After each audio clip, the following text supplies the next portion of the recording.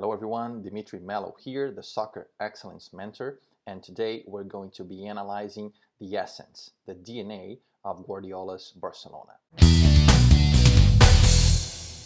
You can see right here how Barcelona is accumulating players here. Always throw-ins generate a huge accumulation of players in the zone of the ball. So Barcelona needs to be quick to do what? Get the ball away from the zone. Look how Messi attacks every little free space that he has, trying to bring the ball to that zone of the field, away from where it was being played originally in the throw-in. So again, as quick as they can, bring the ball from the other side to here diagonally forward, because the concentration of players on that side generates a space on that side. So we are always trying to move forward, move forward, move forward, and bring the ball away from where it was while bringing the entire team forward. So you see Pedro attacking as much space as he can here. You see the pressure from Pedro and Dani Alves. You see, although Dani Alves doesn't have the advantage here in the press, you can see 1, 2, 3 Madrid players here.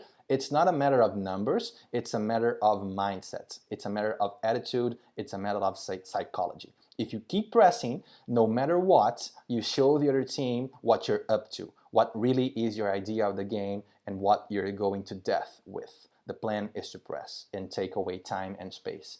It is what Dani Alves does, and look at what he gets. Ball back to his team. Pedro fights for the ball again, everyone fighting for the ball. Madrid controls the ball. Now Madrid is going to attack. Busquets is quick here to deny space as fast as possible to the possessor of the ball. He takes as much space as possible. Ronaldo misses the pass, and now Iniesta takes his space forwards. Xavi, now what is that? What is that? What are they doing here? This is, in my teams, I use that in my teams as a trigger, okay? This is a trigger for my team to know, okay, slow down.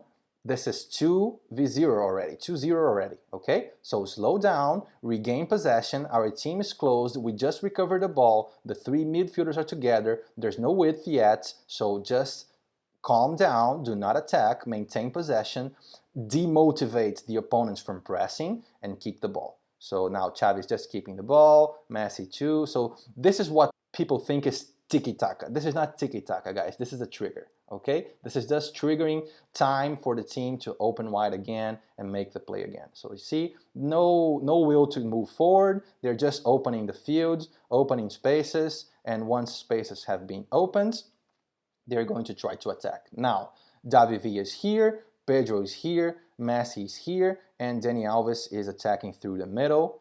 So let's see what happens now. Clear 2v1s on the ball again. 2v1 here against this player, 2v1 here against this player. Let's see what Dani Alves chooses to do. Ball in the middle to Messi, no success. Ball back to Barcelona again. You see Piqué attacking free spaces again, no 2 touches, attacking free spaces until he finds what? An obstacle. And when he finds an obstacle, what is there? 2v1.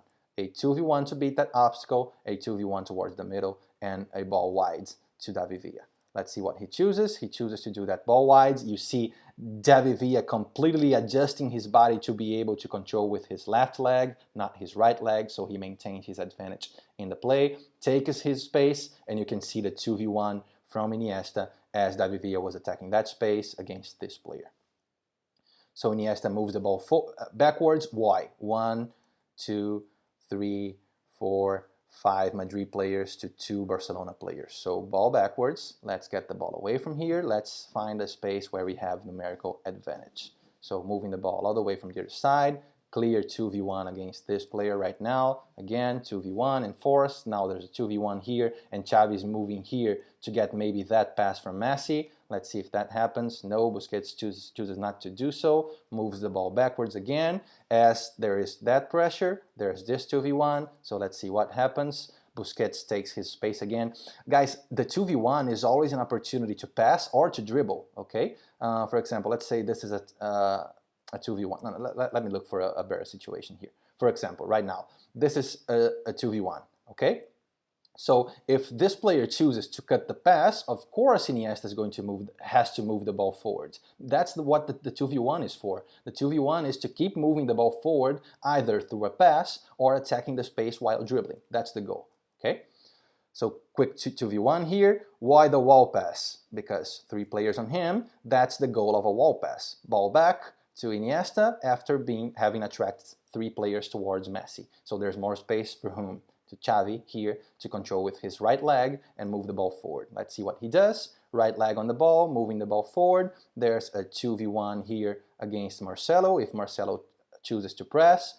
As Marcelo has supports from his other teammates here, now he can get closer to the ball, and you can see that now Pedro is inside, Dani Alves is inside, and Xavi is outside. When Xavi came from the inside, Dani Alves came from the back, and Pedro came from here. Okay, so again, this is what happened to Xavi, this is what happened to Pedro, and this is what happened to Dani Alves. So always changing positions and generating this zigzag structure.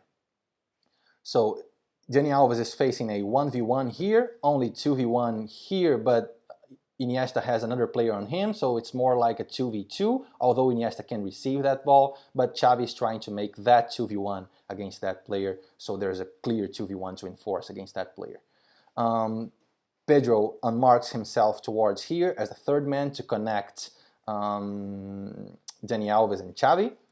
So ball to Xavi again. Xavi controls with the furthest leg away from the ball, tries to connect with Pedro down the field behind the defenders. Ball back to Madrid as they move forward. Now let's see how Barcelona presses. You can see a 3v2 here for Barcelona, forcing Madrid to play backwards. As they play backwards, look at Busquets' intensity to deny space to the player from Madrid from moving forward, quickly denying him space. You can only move towards here, that's what he's stating. So they have to seek a 2v1 against that player. 2v1, but they're not very quick to move that ball forward, right? They should have controlled that ball, Pepe should have controlled that ball and already attack that space. Why not, right? If he attacks that space quickly, he can take Iniesta here and make a 2v1 towards that side. He didn't do that, he takes too long to think of anything, so now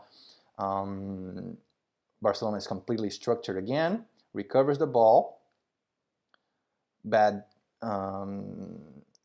understanding here between Puyol and Valdez. Let's see how they're going to defend that play. Now look at that, look at that. A 2v2 here with Xavi coming here to support. Let's see what happens. Ronaldo trying the 1v1 on the sides. If a player controls the ball with their back towards Barcelona's goal, then this means high press and do not let turn. Okay, do not let the player turn. Quickly touch your body on the opponent's body. Do not let him turn until someone from above comes here to help you press 2v1. So 2v1 while pressing 2. Again, denying spaces. Ball recovered. Ball lost again. Madrid still on the ball. Look how quick Villa is to deny this guy space and offer him pressure, so to reduce his time and space to think. This is to enforce pressure on him. It's a 3v2 here, and by doing this, Villa is also putting pressure on other Madrid players that have to move accordingly to properly support the player on the ball. So Madrid tries to find those 2v1s to get away from the zone of the ball, has to put Casillas back into the game, and Casillas put the ball forwards, just to be recovered again by Barcelona. Quickly 2v1 here, clearly, 2v1. Now Iniesta is moving the ball forward, attacking spaces, uses the 2v1 that Villa stood here. Villa stood here because he knew that Iniesta didn't have a chance to progress on the field. He knew that Iniesta wasn't going to be able to move that ball forward, so there's no reason for him to get away. Although there's Busquets here, they want to create a little numerical advantage here to attract more Madrid players and then get away from that zone after having attracted more Madrid players. So you see here, now there's space on the back after attracting Madrid's player forward and after conquering the space right here. Now they want to start a new play from here with moving the entire team as a block forwards. Now again, Messi taking his space forwards and seeing, I think it's Xavi here. Xavi is asking for the ball here to control with his right foot. Dani Alves overlapping here to make the 2v1 against Marcelo. Xavi takes a little while, passes to Dani Alves. Now it's a 1v1 on the wing, so Dani Alves chooses not to take the 1v1 on the wing and use Xavi again, who is already looking backwards to see if he has an option or he has to play to Messi. So let's see. You see the effort from Xavi to come back with the correct body orientation and control with his left leg, maintaining his body orientation, watching the middle of the field, controls with his left, attacks spaces, lots of touches, no two touches, trying to see where's the best option. Dani Alves drops back, almost a horizontal passing lane to make a 2v1, attacks the space forward, puts the ball into the box, and ball away. Well guys, after analyzing Barcelona, now I'm going to show you a quick video of my team. I was the technical coordinator of the FC Barcelona school in Rio de Janeiro, and I applied all of those concepts in my team, so I'm going to show them to you right now. In this situation, you can see my team pressing here. We are without the ball, so we just recovered it, and now you can see the effort from my players to control with the furthest leg away from where the ball came from. Now my winger, now my side back, now my center back. As we switch the ball from the right to the left, everyone controls with their left because it's the furthest leg away from where the ball is coming from. Now we try to attack the middle, and now we're going to circulate to the other side, and you can see how we control with our right foot on the ball, trying to attack the middle now. So you can see how always we're trying to maintain our body orientation and our advantage on the play. As we lose the ball, quick pressure, do not let the opponent turn, try to intercept the long pass, and as we offer pressure here, the cover steals the ball and we start the play again.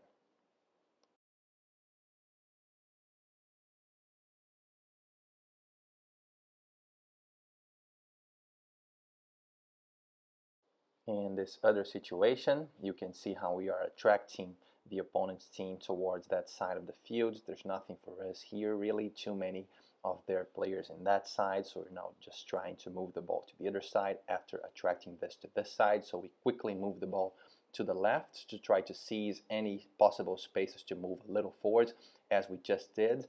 Notice my false nine here in the middle, trying to find a passing lane in the middle. He receives it, tries to progress through the middle, which is our goal always. As we lose the ball, notice the intensity of our pressure. Quickly 5 players in the zone of the ball to deny them space and force them backwards. As they play backwards, notice my opposite winger coming to press. They beat the pressure, and now my midfielder jumps and my side back jumps, and we recover the ball again. This is only possible because my entire team knows this behavior is going to happen, so they are already adapted to fill those spaces as one player jumps to press. In this other situation, we are just triggering space here, just moving the ball from one to the other to give my team time and space to open. So as my team opens, we drive the ball to the other side, trying to attack through the right.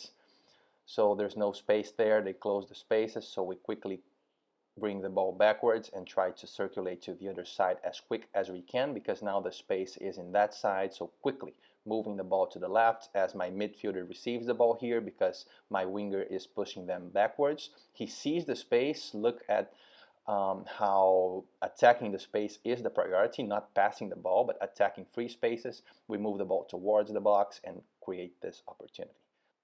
In this other situation, we attract the opponents to the left side. Now we're trying to attack through the right side because the space is supposedly here. So we quickly move the ball forwards, and look as the same trigger happens again. There's no players of our team in the middle. You can see there's a lot of their players in the middle of the field. So we're just making time here so our team can better position. So just attracting players until we can attack the middle, and when we can attack the middle, we see that there's still no space, so we bring the ball backwards again and try to attack the other side after having attracted players to that side. In this other situation, you can see the same behavior, changing positions and maintaining the ball in the same zone just to create a little more time and space to attract the opponent's players to that side. So as my side back controls here, you can see my midfielder open wide here, my false nine too. So my side back and my false nine are open wide. My midfielder is again in the middle. My winger comes too. So we maintain possession here, and now we try to escape the zone. Well guys, if you like this video, thumbs up, subscribe to my channel. Make sure you stay tuned for the next part. I'll be releasing more videos on the FC Barcelona analysis, so stay tuned for that. Follow me on my other social media, Instagram, Facebook, the Soccer Excellence Mentor. I invite you to watch my team playing. It's a video here in my channel called the Soccer Excellence Compilation. Make sure you check that out now with that perspective of the game. Also, I have other videos of ways to develop this game, about the third man concept, about the 4 stages of competence. Those are very, very important and valuable videos that I made to you so you can understand more about my philosophy and how to develop this kind of game, okay?